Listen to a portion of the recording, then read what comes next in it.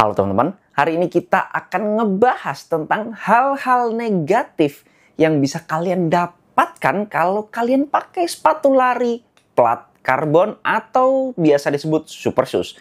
Mari sama-sama ikuti.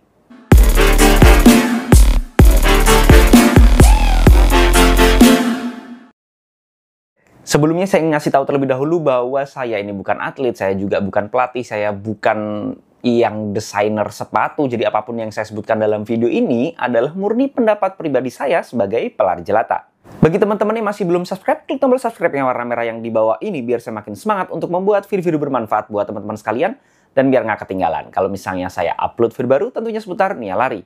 Kalian kalau udah beberapa waktu di dunia lari gitu ya, atau mungkin yang baru masuk di dunia lari pun saya rasa udah banyak yang tahu tentang sepatu plat karbon. Ya, sepatu lari yang ada teknologi karbonnya, yang biasanya berupa plat atau berupa bentuknya rods atau apapun yang jelas menggunakan karbon, plat karbon ataupun karbon rods atau apapun itulah ya. Yang mana tujuannya dirancang untuk meningkatkan performa terutama bagi pelari jarak jauh. Ya, setidaknya 10K mungkin ya, half marathon sampai full marathon tentunya. Nah, kalau yang jarak-jarak pendek memang agak jarang ya, apalagi yang sprinter jarang memanfaatkan teknologi plat karbon ini karena memang efisiensi atau running ekonomi itu tidak sepenuhnya menjadi hal yang paling utama untuk mendapatkan nilai terbaik atau mendapatkan waktu terbaik. Dengan teknologi plat karbon itu biasanya efisiensi energinya akan menjadi lebih baik. Jadi ya memang kalau jarak jauh bakal kepake banget. Kemudian kalau saya perhatikan, akhir-akhir ini itu memang dunia lari lagi bertumbuh ya. Dan skena lari jadi intinya budaya lari di Indonesia itu masih menganggap bahwa sepatu yang paling bagus, yang paling enak untuk dipakai ya sepatu plat karbon karena itu sepatu yang paling paling mahal gitu ya. Kalau mahal, paling mahal pasti yang paling bagus, entah itu kualitasnya, durability-nya dan lain sebagainya. Padahal itu sama sekali tidak benar.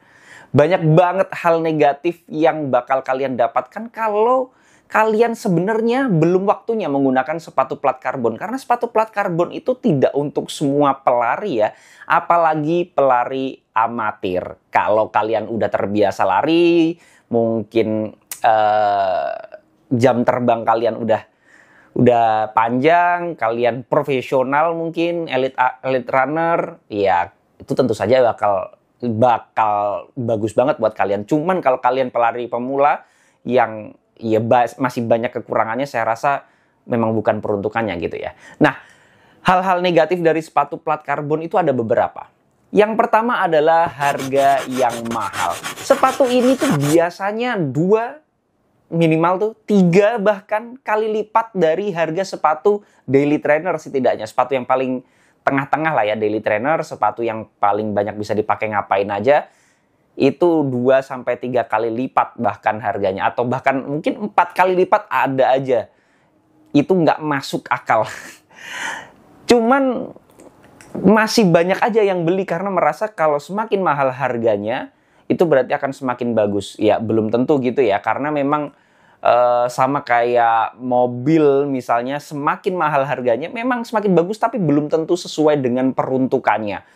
Tidak sesuai dengan apa yang akan kita gunakan gitu ya. Jadi ya nggak sebanding. Kayak mobil F1 balapan itu harganya miliaran. Tapi kalau buat sehari-hari di kita ya nggak bisa gitu ya. Belum tentu bisa dipakai di kegiatan kita sehari-hari. Harganya jauh lah pokoknya, itu salah satu hal yang menurut saya sangat negatif. Kemudian yang kedua, durability-nya rendah. Nah kalau berpikir sepatu bagus pasti durability-nya bagus. Kalau sepatu mahal durability-nya pasti bagus. Tidak berlaku di sepatu plat karbon. Sepatu plat karbon itu kebanyakan dirancang untuk sepatu yang memang peruntukannya untuk race day atau ya racing shoes lah ya. Dia pasti mengejar efisiensi berat. Jadi lebih ringan akan lebih bagus. Sehingga support maupun durability dari sepatu tersebut bukan menjadi prioritas. Nah, mayoritas dengan sepatu plat karbon hanya tahan 200-300 km. Udah bagus lah ya 300 km. Jauh lebih pendek dibandingkan dengan sepatu lari konvensional atau sepatu lari daily trainer, setidaknya yang menurut saya minimal 500 itu rata-rata lah ya kalau daily trainer. Kalau bahkan ada sepatu racing dari Adidas Evo itu bahkan klaimnya hanya 1 kali maraton, nggak sampai 100 kilo ya. Separah itu untuk durability-nya, karena memang peruntukannya bukan fokusnya ke durability, tapi lebih ke efisiensi atau membantu pelari mendapatkan nilai terbaik di saat race-nya aja gitu ya. Karena memang Super Shoes itu peruntukannya untuk race day. Jadinya bisa dibilang kalau sepatu plat karbon nggak cocok untuk daily trainer ya, karena memang cepat aus. Jadi kalau kita pakai sehari-hari untuk latihan, ya cepet banget ausnya gitu loh. Karena memang peruntukannya bukan untuk daily trainer juga sebenarnya.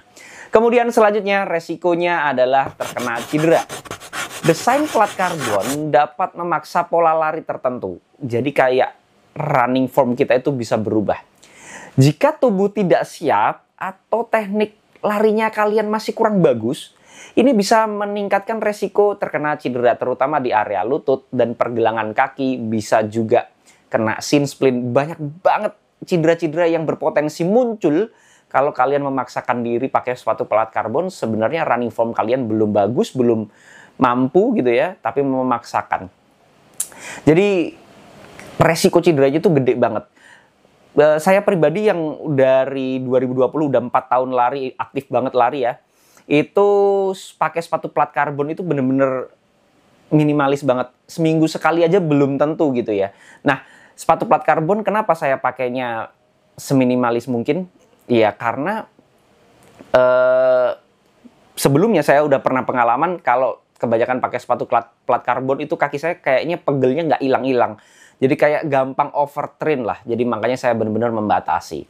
Dan saya perlu mengingatkan bahwa sepatu plat karbon ini tidak cocok untuk semua pelari. Pelari pemula mungkin tidak mendapatkan manfaat signifikan karena kurangnya efisiensi teknik lari. Jadi kalau misalnya kita tidak ngeload sepatunya, karbonnya tidak kita load atau berikan tenaga yang lebih gitu ya, dengan cara pace yang agak kenceng, itu energy return-nya juga nggak banyak kembali, manfaatnya nggak bakal kita banyak dapat gitu ya. Tapi kalau kita pakainya pelan-pelan ya sudah, hanya kerasnya dari carbon plate-nya aja yang kita bakal dapetin. Sepatu plat karbon itu jelas bahwa sepatu yang lebih cocok untuk pelari yang sudah berpengalaman dan memiliki teknik lari yang baik, atlet, ya udah panjang lah ya umurnya, di dunia lari maksudnya, panjang umur di dunia larinya. Jadi kalau kalian udah berpengalaman atau mungkin panjang umur di dunia larinya tapi merasa tekniknya belum bagus, ya juga nggak cocok juga sih sebenarnya. Jadi intinya kalau udah running formnya bagus lah ya. Kalau misalnya kalian belum bagus, alangkah baiknya dihindari dulu aja. Kemudian berikutnya adalah efek psikologis. Ada kecenderungan untuk terlalu mengandalkan teknologi sepatu, sehingga pelari itu kadang lupa bahwa lari itu yang lebih penting adalah latihan fisik dan teknik lari kita. Jangan terlalu mengandalkan teknologi-teknologi untuk membantu mendapatkan hasil yang lebih bagus gitu ya. Nanti kebiasaan kita akhirnya menyalahkan yang lain, padahal yang perlu disalahkan adalah konsistensi dalam latihan kita gitu ya. Jangan sampai itu terjadi. Dan kalau misalnya kita terlalu manja pakai sepatu plat karbon juga, ya banyak efek negatif yang sudah saya sebutkan tadi sebelumnya. Udah ketergantungan, jadi banyak cedera pula kan, ya banyak gak bagusnya lah. Kesimpulannya adalah kita harus paham kapan dan siapa yang bisa atau layak mungkin ya bisa dibilang menggunakan sepatu plat karbon. Dan saya bisa bilang tidak semua orang layak menggunakan sepatu plat karbon, dan setiap orang itu pun tidak bisa setiap saat menggunakan sepatu plat karbon. Harus bijak waktu menggunakannya dan siapa yang berhak untuk menggunakannya dari sepatu plat karbon tersebut. Masih banyak sekali sepatu lain yang bisa banget membantu kalian untuk memaksimalkan performa latihan kalian.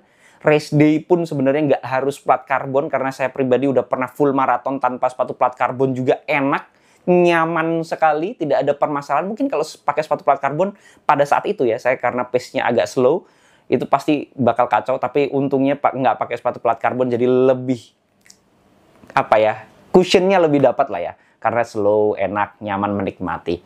Ya, semuanya tergantung peruntukannya. Lebih mahal, belum tentu lebih baik. Jadi tergantung, sesuaikan dengan peruntukannya. Ingat, performa lari tidak hanya ditentukan oleh sepatu. Itu hanya alat aja untuk memaksimalkan. Kalau dari 100%, ya sepatu membantu ya 5% mungkin ya. Udah bagus banget lah itu 5%. Sisanya adalah kemampuan diri kita. Jadi jangan lupa latihan dan konsistensi. Karena konsisten adalah kunci.